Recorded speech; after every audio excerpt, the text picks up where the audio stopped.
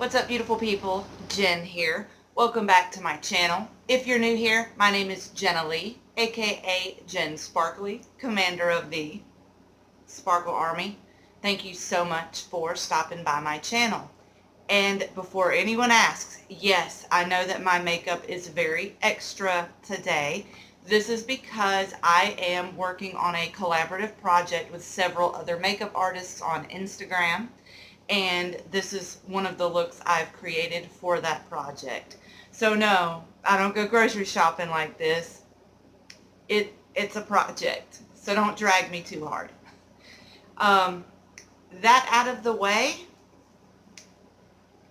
I think we need to talk about the Super Bowl and the underlying message that certain things involved with the Super Bowl kind of are expressing. What I noticed was in the aftermath of the Super Bowl that Eagles fans were tearing down street signs and overturning cars and lighting fires, bashing in shop windows. One guy even actually got on his hands and knees and ate horse crap from one of the mounted cops' horses.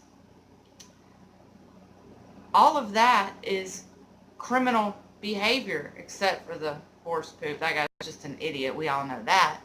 But having torn down those traffic lights, well, now cops have to direct traffic in those areas until it's replaced.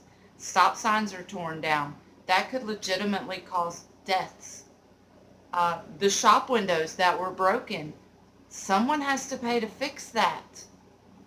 And what's bizarre about this to me is that even though common sense tells you this is all criminal behavior, for some reason news anchors and broadcasters jovially laugh at it and say, oh, the revelers caught up in the excitement of cheering for their team. Oh, they're just such spirited fans. Yet, when a Black Lives Matter protest that's 1/5 or less the size of that crowd is protesting the cold-blooded murder of one of their own people, they're immediately branded as thugs. And that word gets used a lot when describing particularly young black men. I've watched lots and lots of news footage. I've pretty much been studying that today. And watching Jared Loughner, for example, was referred to as a sad young man with serious mental issues. A black criminal is immediately labeled a classless, uneducated, dangerous thug. There's that word again. Dylan Klebold and Eric Harris shot up Columbine High School only after their initial plans to bomb the school failed miserably. You know how many times I've come across news footage branding them as thugs? 0. And I have been researching the Columbine tragedy since 1999. Never once have I heard them called thugs. It's always a sympathetic, they were mentally ill, they were depressed, they were suicidal. Do we think that those types of mental illnesses don't affect young black men and women? Is it only white kids who suffer from mental illness? It's just a very, very expansive gulf between the descriptors used for white men and the ones used for black men. And more that I read, more that I watch,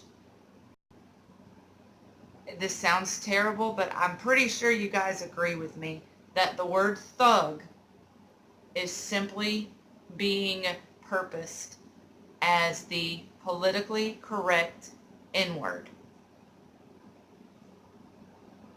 If I'm wrong, I'll admit it. But from where I'm standing and from what I'm reading, what I'm hearing, what I see on the news every day, once again, the white kid has mental issues and needs help. The black kid is a dangerous thug.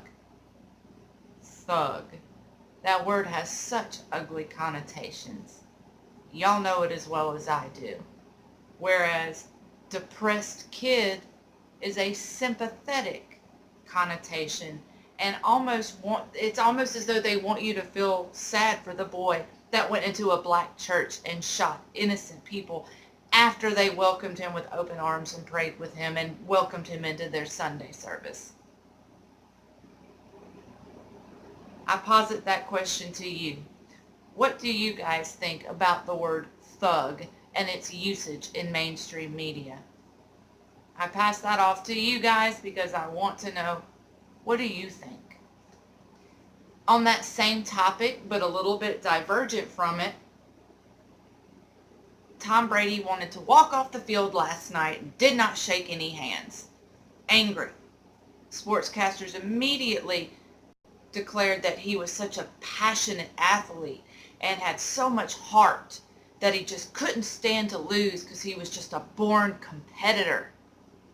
Yet, when Cam Newton walked off the field without shaking hands, he was immediately labeled a classless, uneducated thug who needed to learn manners. Once again, where's the breakdown there? On that specific case, nothing about Cam Newton has ever struck me as thug. Eccentric, maybe. Fashion taste is a little eccentric. But thug? No. It's an educated young man who is an extraordinary world-class athlete. He is just as passionate, just as driven, just as much a fighter, and plays with just as much heart as Tom Brady. So why does he get called a thug? Is it just me? If it's just me, y'all tell me in the comments. But once again, my gut tells me I'm right here. And so many of you guys with my Harley Barber video said that it was unusual to see a white woman calling out white supremacy. And a lot of you encouraged me to keep calling it out. And so I kind of had decided that when an opportunity presented itself for me to really speak on it and give my honest, heartfelt commentary, I would.